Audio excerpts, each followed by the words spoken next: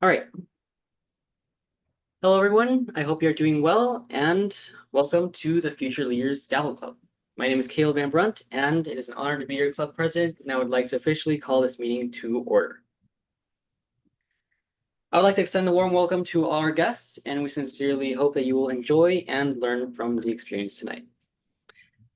Each meeting tonight has 3 parts, like you already know: the prepared speech section, table topics or impromptu speaking section, and an evaluation section.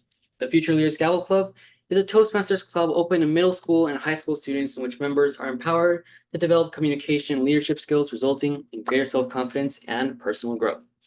And to start our meeting tonight, I would like to introduce our Toastmaster of tonight, Alex, who will be guiding us through each segment. Alex, the floor is yours.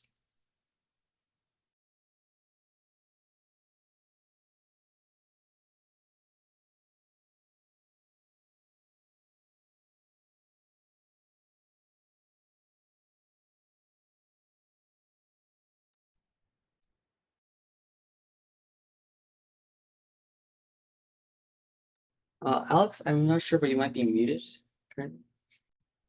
Uh, yeah, saying my network bandwidth is low. Everything is freezing up. Sorry. Everybody's frozen on my side. Mm. Oh, there we go. Okay, I think it's working now. It's a bit laggy, but we'll work through it. All right. Uh, Thank you, Caleb. So to start this meeting off, we're going to be doing a roll call. So, first, well, not roll call. We're going to be introducing our functionaries. So first off, the grammarian, could you please explain your role? Thank you, Alex. As the grammarian, I will manage the evaluation portion of the meeting and call on the speech evaluators and also the reporters for the counter grammarian and timer. Finally, I will provide an evaluation of the meeting as a whole. Thank you, and back to you, Alex. Thank you, Janya. And our next functionary will be the counter. So could you please explain your role? As the counter, I will note words and sounds used as a crutch or pause filler by anyone who speaks during the meeting. Words may be inappropriate interjections such as and, well, but, so, you know. Sounds may be or. Thank you. And our timer, which is Claire for today. Thank you. As the timer, I will monitor time for each speaker throughout the meeting. I will listen carefully to the participant and signal them. I will use green at the minimum required time, yellow at the middle of the expected time, and red at the end of the allotted or agreed upon time. And yeah, thank you, and back to you, Alex. And Caleb for our word of the day, I believe. Thank you, Alex. So as the grammarian, tonight I will be listening for the word of the day, which is on the agenda tonight and is lucid. Lucid, adjective, means clear, easy to understand, showing the ability to think clearly. The example sentence is, her explanation of the complex topic was so lucid that even those unfamiliar with the subject could follow along effortlessly. I encourage everyone to use the word of the day any part throughout the meeting tonight. And throughout the meeting, I will also listen to everyone's use of grammar and use of good grammar or perhaps awkward grammar or misuse of the language. Thank you, and back to you, Alex. Thank you, Caleb. I just want to advise everybody that my internet just broke again, so I'll be very sorry if something messed up. It's on my part. I think that's all the functionaries done, so now we will get to the speaking portion, and our first speech will be from Angelina. Take it away.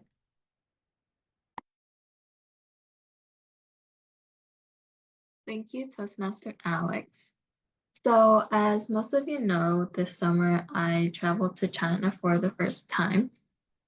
The most important reason I went there was actually to meet my relatives and my grandparents and my uncles and aunts and all of those people. So out of all of my relatives, I've actually only ever met 2 of them. And it was when they actually came to America, and I was really young at the time. So I don't have a lot of those experiences. And I kind of, after a long time, I'm not as familiar with them anymore. And so I think being able to meet them again was a really good experience for me. And it allowed us to bond very well. So all of my relatives live in China. And since all of those meetings were when I was very young, I don't remember them at all. The main people I would be meeting were my grandparents. And after I met them, I was able to understand my own parents a lot better. And I experienced what life was like on the farm in the countryside, which is something that I've never done before. I was introduced to a lot of new products, food, and stories after meeting my grandparents for the first time. And today I would like to share them with you. I'm extremely grateful to have been able to spend time with them. Like I mentioned in the previous speech, they live a really simple but fulfilling life, and they get up every morning to sell their fresh produce at the market. I got the rare opportunity to walk around the neighborhood and see what kind of food and vegetables they grew. My grandparents each had their separate share of land, and my grandfather mainly grows peppers, lettuce, and tomatoes. Meanwhile, my grandmother likes to grow peanuts, cucumbers, and fruits such as peaches and pears. Although they don't live in the best living conditions, they have spent a lot of money and time investing in their new house. A lot of the workers in the countryside of China will personally pay other workers to build their house using their own money. And that's something that I learned while I was staying there. A lot of furniture inside was also personally built by them or someone else. This is the case for a lot of the farmers in China, and it's something that surprised me as well because it's not something you see a lot in America. During my stay at their house, my aunt took time off work specifically to take care of us. She was really nice. She cooked food for the family, and she made sure that all our needs were met. She even showed me a collection of photos from when my mom and dad were really young. I was able to see their wedding photos, some of their baby pictures, and even photos of other relatives when they were young, such as my cousin and my uncle. I also learned a lot of things about my parents' life when they were young and listened to a lot of stories about how hard life was for them back then. This was my favorite part, and it was when I met my baby cousin, who I spent a lot of my time with there. In general, I was able to get to know everyone better, and I really enjoyed staying at my grandparents' house. I learned a lot of new things from them, and I hope that I can meet them again next year. So next, I wanted to show a few photos of my grandparents' house and kind of give you an idea of the conditions that they live in. There are a few places that I wasn't able to take a picture of, but hopefully you all can get an idea of what living in the rural areas of China is like. So, is it possible to share my screen? Okay, wait. Sorry.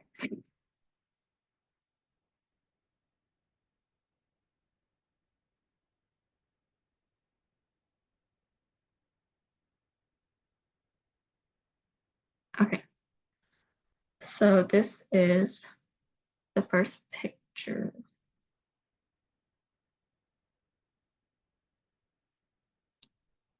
Are you guys able to see it?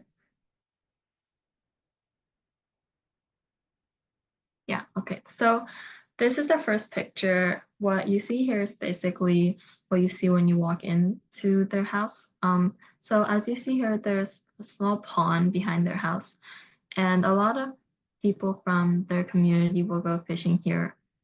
And I was able to take a walk around the neighborhood and kind of look at what they do sometimes there and what they like to do in the farmland, since I know it's very different from what young people like us living in America do. So I was able to walk around, and additionally, there was a small river further down the road with a lot of kids playing near the riverbank. When the weather is good, a lot of people also set up tables in front of their house and play games like chess or mahjong, which is something that I also got to see during my walk. So this next photo is where we lived actually. So their house was 2 floors, and they never actually used the second floor, but we were able to stay there. So the first floor doesn't look like this. They polished the second floor a lot, but the layout is really similar, and it's just really simple layout, and you can see all the rooms and the furniture that was personally built by them. The next few photos will kind of show the interior of a few rooms, such as the bathroom and the bedroom. So these are the kinds of beds that we slept on.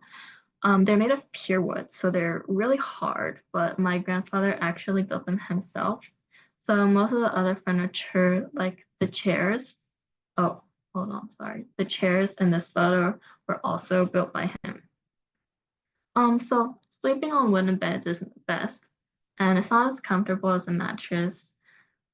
But it was really nice, and I easily adapted to it, especially because the way they use their blankets and pillows were really similar to how we use them. And you have to watch out for sharp edges, and sometimes I woke up with my back hurting or hips hurting, but overall I think it was still really enjoyable. So these are some of the conditions that a lot of elderly people have to deal with. But by staying in these conditions for just a few days, I realized how lucky I am to be able to have such a comfortable bed to sleep in. So this next photo basically shows the kind of bathrooms they use in China. So it's a really different from the kind that you see in America. And you might be wondering how you even use that, which was what I said when I first saw it. But a lot of the places, most of the places in China will have these kind of bathrooms. And what you basically do is you just squat over it.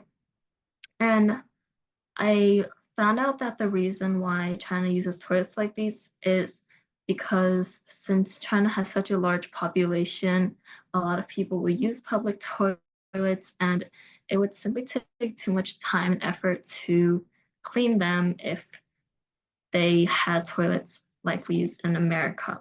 So these toilets are easier to clean, and they're also easier to install. So another thing I noticed was that a lot of the stores in China don't have restrooms, which is not ideal. And sometimes you'll have to walk really far to find a public restroom, and it'll be really dirty. And I did not like that, but it's something to watch out for if you ever do go to China. Additionally, a lot of the toilets there don't have toilet paper either, because once again, there's so many people and it's used up really fast. So that's also something that you should check for if you do go to China. So always have paper on you. That's something that I learned the hard way. Okay. So lastly, this is basically a photo of how a lot of people dry their clothes. It's not very shocking, and a lot of people do it like this still.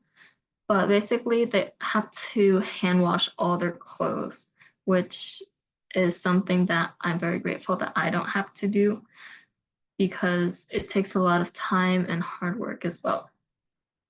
So now that you've kind of seen what it's like to live in the countryside of China, I hope that I made it very lucid about what the living conditions are like there. Overall, I would say it was a great experience staying at my grandparents' house, and I hope that I'm able to continue bonding with my relatives and learn even more about my parents. Thank you, and back to you, Toastmaster Alex. Thank you very much, Angelina, for that speech. I'm really sorry I got kicked from the meeting a few times because of my Wi-Fi, so I didn't get to hear a good majority of your speech, but I did get to see the photos of the living conditions and everything and talking about it. And I thought that was actually really cool since it's been a bit since I've been to China, and it really reminded me of um, my grandparents' home, so I thought that was really cool. But yeah, great speech. And our second speech will be from Nikita. So Nikita, whenever you're ready, you can take it away. Thank you, Toastmaster Alex. As the school year kicks off, we find ourselves in a period of new beginnings. A new academic year is always an opportunity to start fresh, set goals, and dive into learning. With school starting recently, students like me are embarking on journeys filled with challenges, new subjects, and opportunities for growth. So, what is the foundation for learning? In my opinion, it is curiosity. Whether it's mastering a new topic in class, exploring a different extracurricular activity, or discovering a passion you didn't know you had. So, what is curiosity? Curiosity, in my opinion, is one of the most powerful qualities we can have as humans. It's the spark that drives us to ask questions, seek new knowledge, and explore the world around us. From our childhood, we're naturally curious, constantly asking why. And it's this curiosity that fuels our learning and growth. It is a fundamental aspect of our nature, which encourages us to look beyond the surface and dive deeper into an understanding. And curiosity isn't just for scientists or inventors. It's something that enriches all of our lives. It helps us build stronger relationships by asking deeper, more lucid questions that invite meaningful conversations. It drives innovation in our work, pushing us to challenge and think outside the box. Curiosity also opens us to a personal growth by encouraging us to explore new ideas, hobbies, and experiences, creating a more fuller and vibrant life. Every great breakthrough, from technological advances to artistic expression, has roots in a curious mind that dared to explore the unknown. But curiosity requires us to be comfortable without knowing.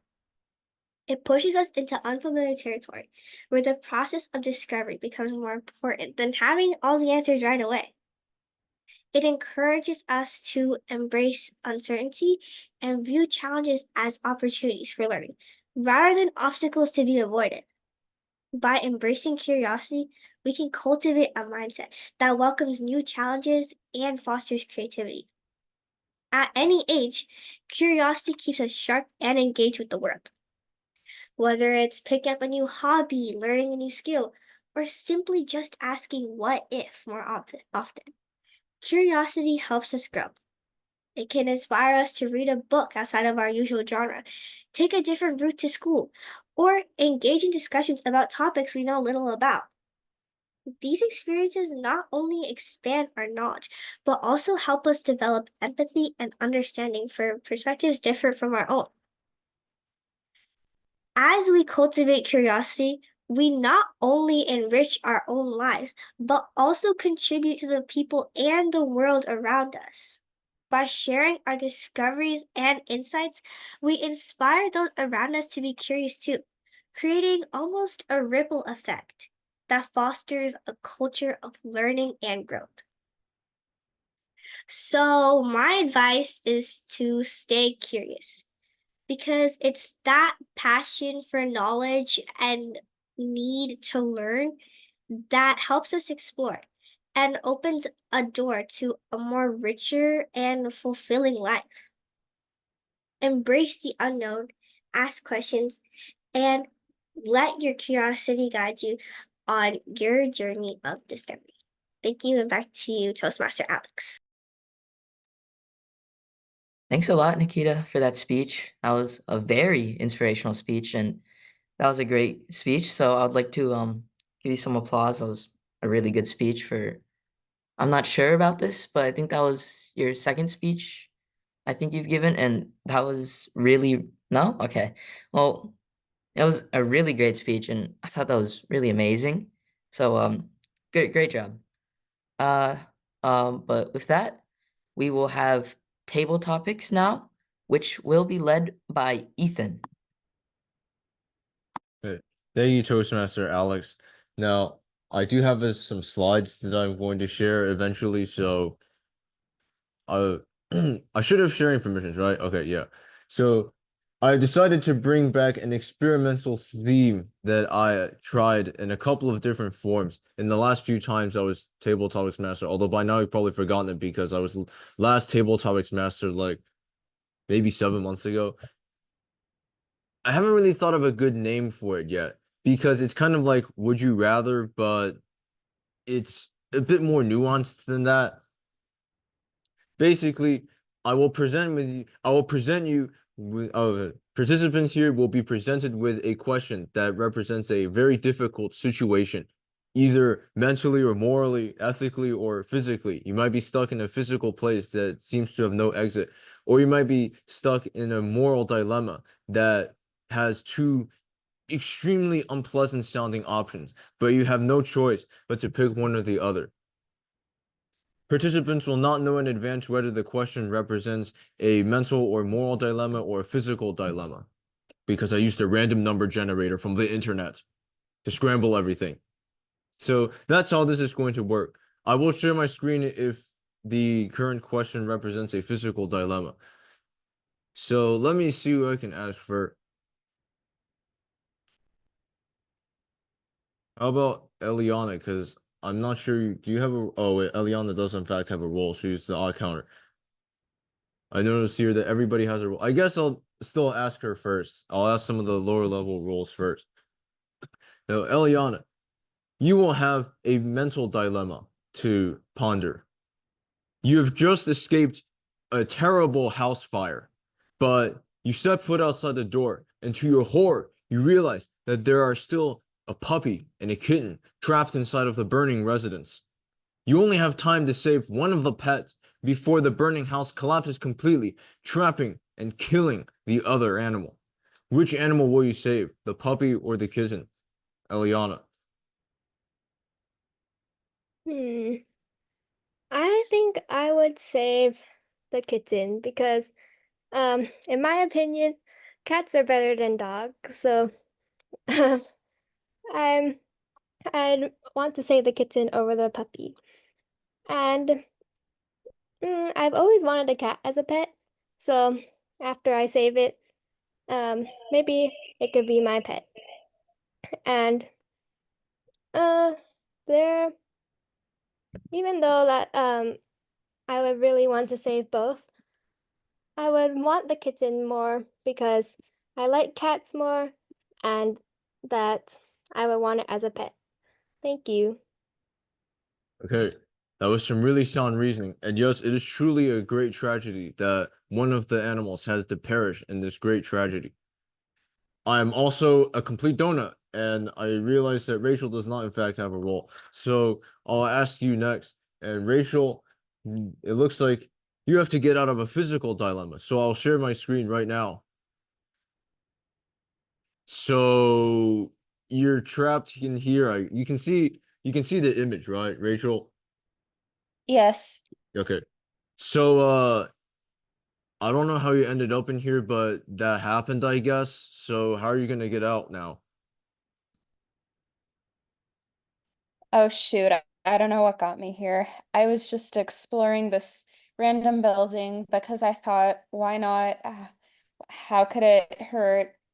But no, I was being stupid and I ended up in this place that seems to have no windows and no doors. Well, I see many walls, and that might be my only way out. I don't exactly have a shovel, but I can I'll just hope that the walls are easy to break and I'll try to dig out. And if that doesn't work, I'll go somewhere else in the room and try to see if there really is an exit and feel absolutely any surface in there to see which one is the easiest to break and try to get out that way. And it might not lead to the place where I want it to lead, but it's worth a try. And if that doesn't work, I can just find the way I the way I came in and try to get out that way, which might not work because everything seems to look the same in this room. That might be a lost cause, but it's still worth a try. There are a few ways I could get out of here. I just really hope one of my harebrained ideas works. Hey, well, I always I always appreciate your optimism, and I've got some good news for you. These walls are made out of wood, which I happen to know because I built this. So if Minecraft logic applies here in this realm, then you should be able to break out of the walls with just your hands.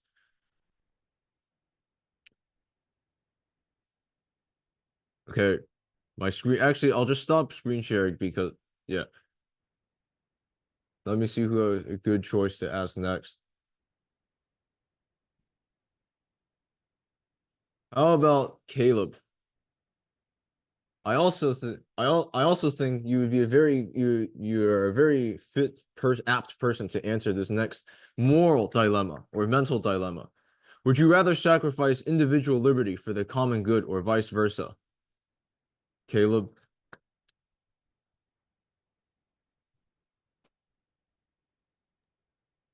All right. Well, I'm no Harvard professor, so I cannot guarantee. Excuse me, I cannot guarantee my answer. Hold on. Excuse me, sorry about that. All right. Wait, Ethan, could you repeat the question again, just so I can get it one more time? Would you rather Okay. So the question was, would you rather sacrifice individual liberty for the common good or vice versa? Okay. It all depends on the situation. If individual liberty were to be sacrificed, and we're talking about in America. So if individual liberty were to be sacrificed in America, it should only be in the case of an extreme danger that is coming to America and that an action taken by the government must restrict the individual liberties of citizens. For example, in the case of a foreign invasion, where there must be strict order established in order for the invasion to be repelled. That would be a time where the restriction of civil liberties may be appropriate. However, it would be pretty difficult to restrict civil liberties because if you're taking government right now, as I am, the Constitution has the Bill of Rights, which lists a certain set of liberties that the government cannot take away. So this is like freedom, own guns, courting soldiers, etc. And if these liberties are taken away from the Constitution, something tragic must have happened because the constitutional authority would no longer be in place. Therefore, one individual liberty might be taken away in an extreme event. However, I believe that it is very difficult, if not impossible, to take individual liberties away from America unless the Constitution is in some way violated. So that's probably like a really bad answer to this really deep philosophical question, but back to you, Ethan. I mean, hey, that is a valid opinion. And listening to that, I trust and hope that if Caleb ever runs for political office, he would be able to present himself as a very reasonable candidate for the position. Unlike some other people we have currently. But anyways, I'm not going to spark like a very politically charged comment in the chat over here because that's not the purpose of this session. And also that would be harder to deal with than a uranium spill, in my opinion. Okay. How about let's ask William. So William, your next question is actually a physical dilemma. So I get to share my screen again. So you ended up here somehow. For those of you who might have seen this before, this looks awfully like that ending scene from The Truman Show. You're not exactly sure if this is the real movie or if somebody just built a replica of the set to, play a joke on you. But anyways, you find yourself here and the room is completely closed, by the way. You can't see the back, but I assure you that the room is completely closed. And there is a hole in the wall with some weird, funky stuff going on inside. So what are your strategies for getting out of this place? Will you?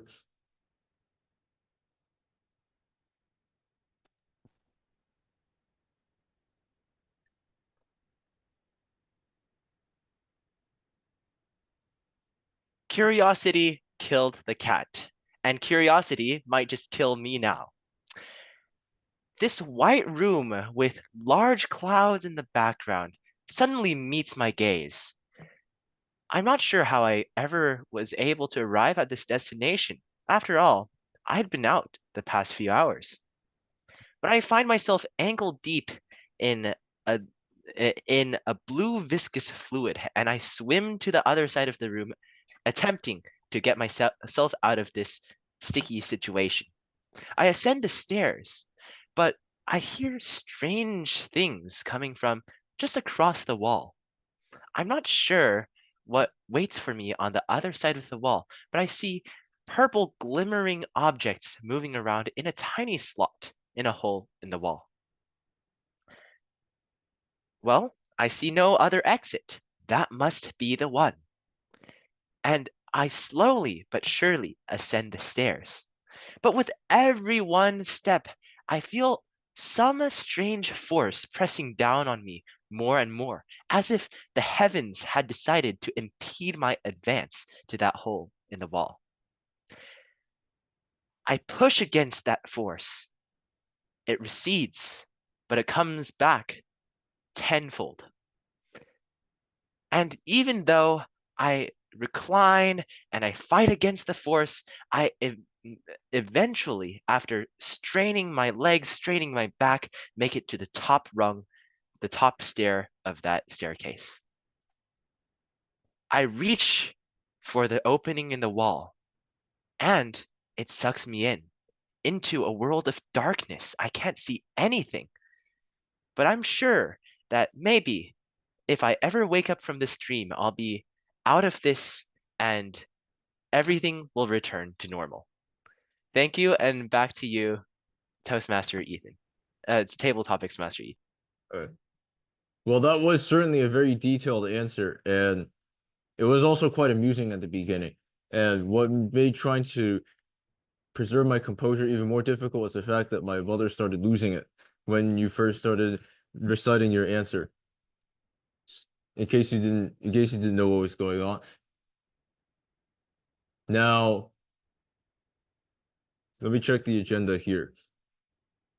Because I have to pick the lineup very strategically here. How about Claire? I haven't asked Claire anything yet. So Claire, this next question will be for you.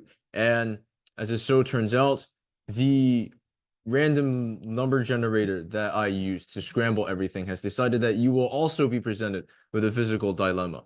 So this is where you've ended up somehow. Maybe you fell asleep at the wrong spot on the floor and fell through it. Although I will say that for some strange twist of fate unknown to current scientific knowledge, you have a flashlight, which is why you can actually, see anything in this picture, because there are no light sources in this room. So Claire. Thank you, Ethan. I must have dozed off in a very strange spot because suddenly I wake up finding myself falling through a hidden trapdoor. There, I see plain darkness. No lights, no sound, just emptiness and darkness. Wait, but I feel something in my pocket, and I take out a flashlight and, of course, turn it on. And there before me, I see interesting pillars, and I take a few steps and walk around this strange new landscape. Okay, now what should I do now? Clearly, I have no idea how I ended up in this place. Maybe it was a dream or I somehow fell through, but I walk around the strange landscape trying to find some kind of exit. There are no windows, no doors, just strange pillars that I walk circles and circles around. It seems all too strange to me. I only have myself and my flashlight. So I turn off my flashlight, close my eyes, and suddenly, oh, it's 6 a.m. I see my alarm clock. Time for school. Thank you, and back to you, Ethan. Well, that was certainly an unexpected turn of events. Maybe the backrooms are all just a dream. And if this entire table topic session has all just been a dream, well, certainly the dream must now end because it's 8:40. And according to the agenda, we should be cracking on with the evaluation section of the meeting. So I did have more dilemmas lined up for you all, but it doesn't look like I'll be able to get to them all. So I will now hand control over to the general evaluator, Janya. Thank you, Ethan. So now I call on the speech evaluator 1. That is, a second, let me go to the agenda. Okay, yeah, Kara, the floor is yours. Oh, Janya, I will actually be evaluating speech 1. Sorry for the misunderstanding. Okay. Wait, who's evaluating the speech 2 then? I'll evaluate speech 2. Okay. Yep. William, the floor is yours. China, the land of the Han people, whose history has spanned 5,000 years and counting. Angelina, your speech tonight gave us a thin slice and a neat perspective into the lives of one family out of millions of the land of the dragon. Angelina, your speech was incredibly detailed, and tonight I'll first go into some of the things I think you excelled at during your speech. Then I'll go into some areas of improvement. Finally, I'll address some of the things that you can challenge yourself with so that future speeches will be even more suited for improvement. I'll start with the fact that I absolutely loved your detail in your story.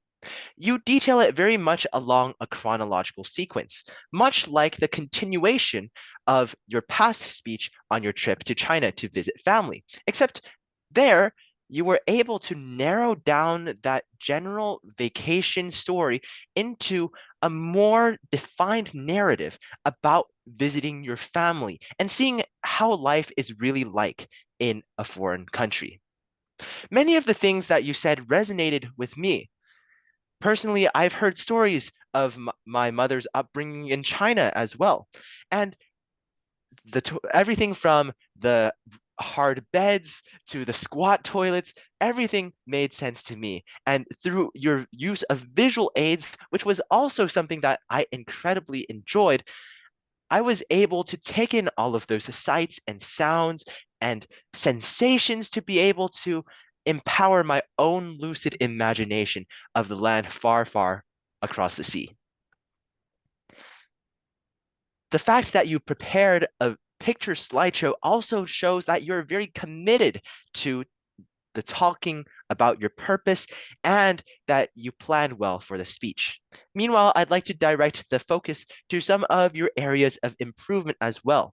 I thought that you had a good framework for your speech overall, but I thought it would have helped if you could improve even further by stating to the audience a basic framework of what you were going to talk about. You could use transition words to roadmap your logic. For example, you could say, First, I will be talking about some of my family life in China. Then I'll move on to describing some of the furniture in our home.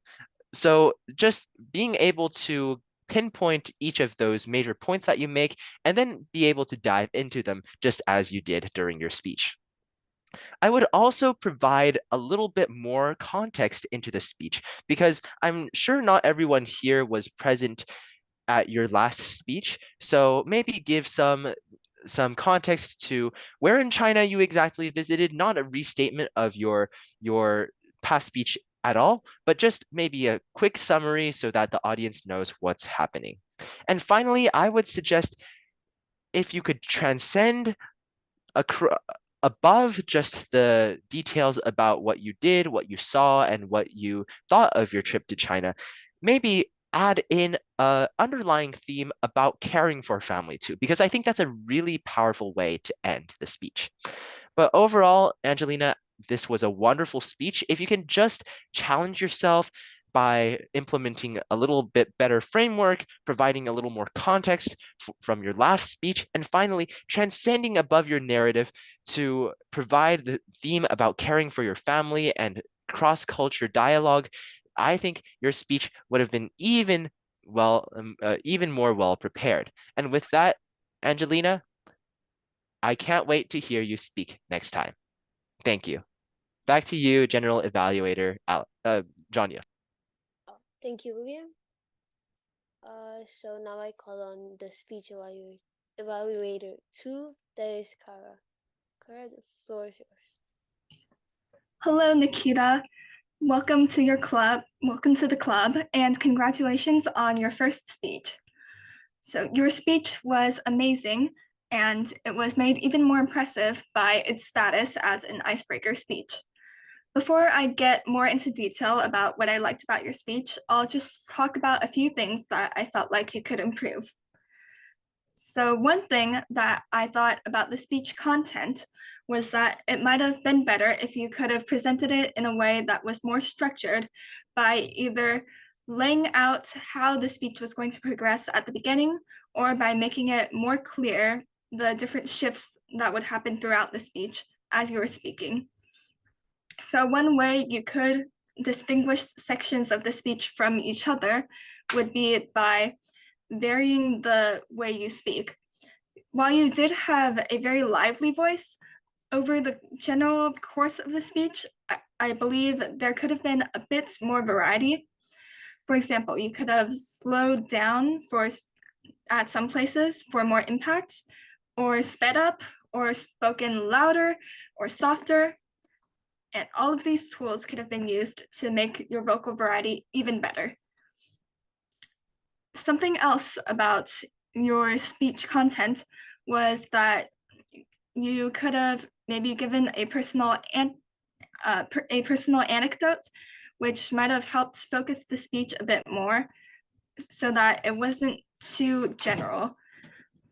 Something about your speech delivery, something just very simple, is that your camera seemed to be angled a bit too high, which makes it look just a bit less professional. And by having it lower, it allows us to see more of your gestures, which I did see you have a bit at some point. So you could do that. But overall, your speech was very great. And I'd like to point out some of the things that you did really well. So I think one of your greatest strengths as a speaker is that you have obvious comfort with the audience and you're very energetic. Your entire way that you speak feels very present and aware of the audience, and you connect with the audience instantly through your energy and vibrancy. Your speech was also a very engaging topic, and it was well written and impactful. So overall, it was an amazing speech, and I'm looking forward to seeing you improve in the future. Thank you, and back to you, General Evaluator Janya. Thank you, Kara. Now I call on the grammarian, that is Eliana. I'm so sorry. The floor is yours. I'm the counter. No, it used to be a grammarian, so I'm sorry, the Oh. counter. Yeah. Okay. So, Toastmaster Alex, you had a couple of ums, especially when starting your sentences, but nothing too noticeable. Angelina, you had a couple of ands and so's, but for a speech that long, the number was very low. And Nikita, I didn't notice anything in your speech. Good job. And Ethan, you had a couple of repeats, but that not that many. And for me, I think I said a lot. Rachel, yours was good, and Caleb's too, except I noticed one like. And William's was good, and Claire's. Janya, you had a couple of ums, and Kara and William, you were good too. Thank you. Thank you, Eliana. Now I call on the grammarian. Thank you, Janya.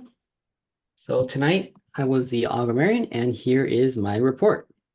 So for our Toastmaster Alex, I didn't really catch that much use of grammar or misuse of grammar.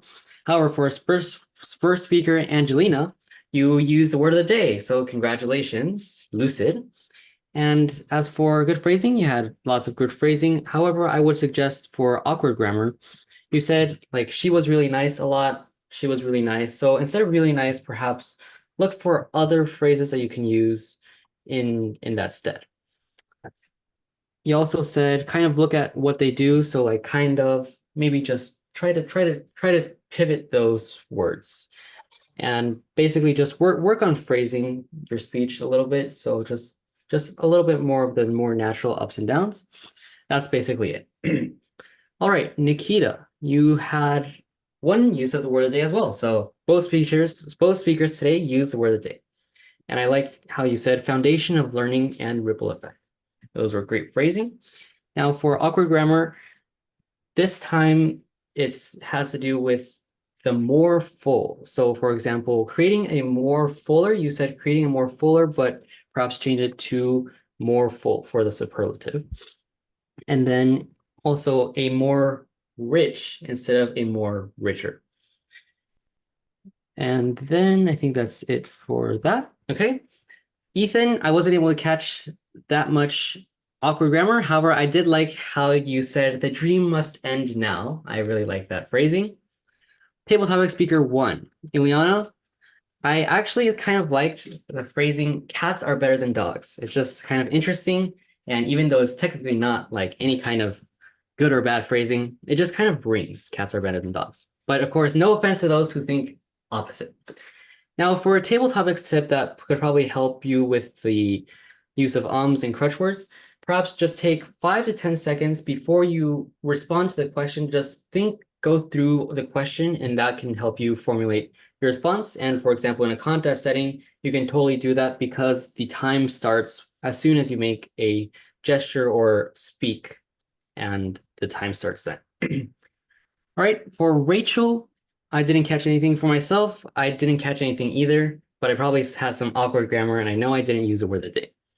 William, I liked your phrasing, curiosity killed the cat. It sounds very dramatic. I also like how you said, the heavens decided to impede my ascent. That was also very dramatic, and I did not catch any awkward grammar. Claire, I liked how you said circles and circles around. It adds alliteration and a whole lot of drama to the speech. Now for speech evaluator 1, William, you said one family out of millions in the land of the dragon. That was very good phrasing and transcending above your narrative. Also, Kara, I liked how you mentioned obvious comfort. The two words ring very well and were definitely present in Nikita's speech. So this is all for my grammarian report. Thank you, and back to you, General Evaluator Janya. Thank you, Caleb. So now I call on the timer. There is Claire. Claire, the floor is yours. Thank you, Janya. Overall, I would say today we had some great times.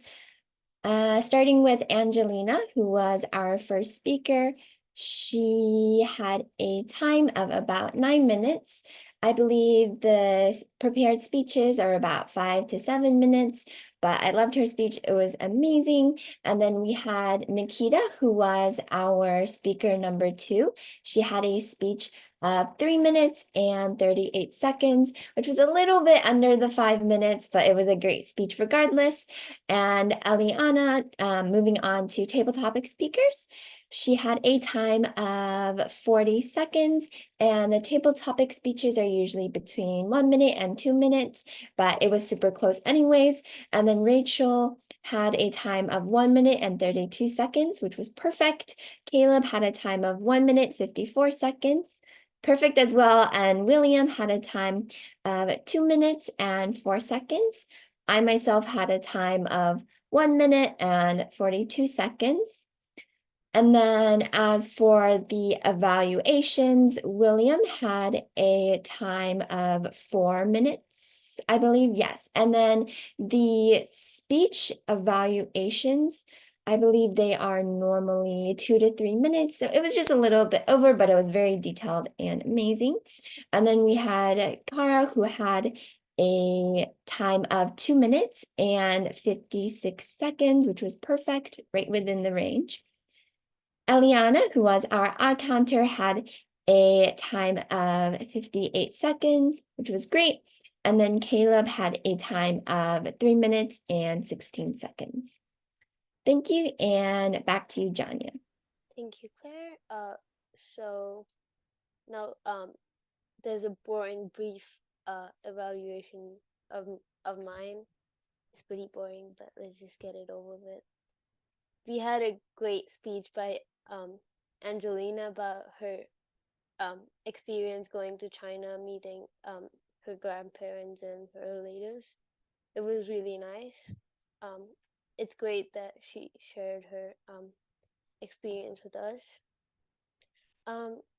She also gave us tips in what to be aware of if we go to China anytime. And yeah, we also had a great speech by Nikita. I really liked it. I felt like it was a little inspirational, even though it wasn't like much inspirational speech, but like I felt inspirational like listening to it.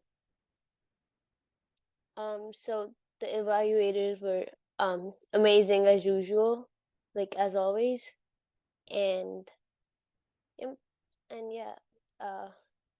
So I'd like to thank Ethan for the fun table topics, and also the functionaries for making today's meeting go smoothly. And yep, thank you, and back to you, Toastmaster. No, wait, the president.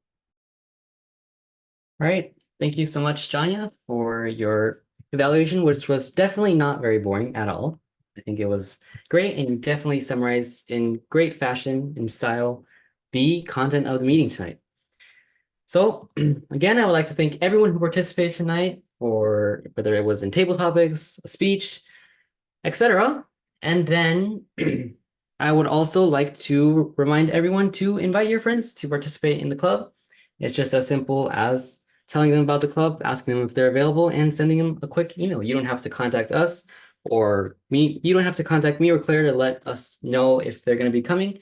Just send them the information, and if they come, we'll take it from there. Our VPM, Alex, will contact them from there. So before we officially adjourn the meeting, does anyone have any questions, comments, or feedback about the meeting tonight? If so, please open your mic and share your thoughts. So does anyone? I can say something. Okay, Alex, go ahead. It's one thing. So, I don't have school tomorrow, and I was a bit confused why. And I learned that it is Rosh Hashanah. So, happy Rosh Hashanah to the people who celebrate. And I'm not sure if you guys have school off. I'm not sure why I do. But yeah. Well, that's definitely a fun fact. So thanks, Alex, for sharing that. And if you don't have school tomorrow, well, maybe catch up on homework. Ah, that sounds so bad, but enjoy a break from school. All right, now it seems like Advisor Sunny, you have something you need to say. Thank you, President Caleb. Can you hear me? Okay, thank you. I'm outside, under a lamp. So great meeting, Caleb, and everybody in the club. You guys run the meeting really well, very professional. I think even in the professional setting, very often the way of providing feedback, the sincerity of providing the constructive criticism, it's just well done. I would consider you guys may even do better than many adults. Quick call for volunteer. On October 13th, that's the North America Table Topics competition. On Saturday, that's the 12th, not this coming weekend, the weekend following. On Sunday, that's October 13th, from 2:30 p.m. Pacific time, that's 5:30 Eastern time. The competition will last about 2 hours. So that's for the competition itself. Then for the dry run, it's the day before on Saturday, October 12th, from again 2:30 p.m. Pacific time. That will last about 1 hour. So if you have the bandwidth and the interest, you can sign up for volunteers. And I think the organization, the North American organization, also provide volunteer hours if you are in high school and want to contribute part of your school required volunteer hours. Claire, in one of the earlier emails, Claire was to send out a sign-up sheet. So I'm not sure whether this is whether you can still find the email with the link to the sign-up sheet. So maybe do a check. But I want to see if you know your schedule, if you will be available, raise your hand so I can get some idea and I can even reach out to you individually about the roles for still available for sign up, being a meeting host or being a meeting organizer. Like for our intra-club competition, Nikita, you were excellent host and contest chair for that. It's amazingly well. So there will be contest chair, there will be volunteers, for example, doing the Zoom breakout room or tech support. So different volunteer roles. Raise your hand if you know your schedule and you know you will be available during the weekend of October 12th and October 13th.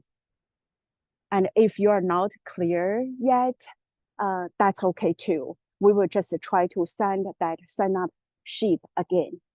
But it is possible since it will be open to other clubs, not just FLGC. Thanks, Claire, for sending the link in the chat box again. So take a look. I think I may be able to like hold the slot maybe for a day or two. Then I have to let the organizer know we cannot hold some of the spots. We will be open to the club members from the other Gavel clubs.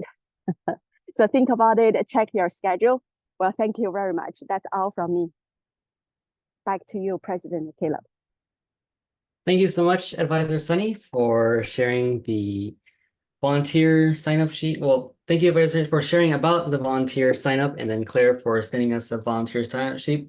So again, if you are available on October 12th and 13th for the dry run and the actual contest, definitely sign up. It's a great experience, and the contest is very well run, and I'm sure you will learn a lot from the contest and organization. And as a bonus, you're going to get to watch William compete. But you don't have to sign up to be a volunteer in order to watch William compete. You can just show up at the meeting and watch him. So we're definitely supporting you, William. So congratulations again on being in the national level. All right, congratulations to everyone again for participating. All of you are doing such a great job, and it is a pleasure an honor and a pleasure to be able to watch how all of you are growing in your public speaking and leadership skills each week. So without further ado, unless anyone has any other further comments, I would like to adjourn this meeting at 7:02 p.m. Pacific time, 9:02 p.m. Central Time, and 10:02 p.m. Eastern Time. So there's the gavel, and thank you everyone for coming, and see everyone next week. Have a great rest of your week, and see everyone next week. Bye. Bye, everyone. Thank you. Bye. Bye. Thank you. Bye.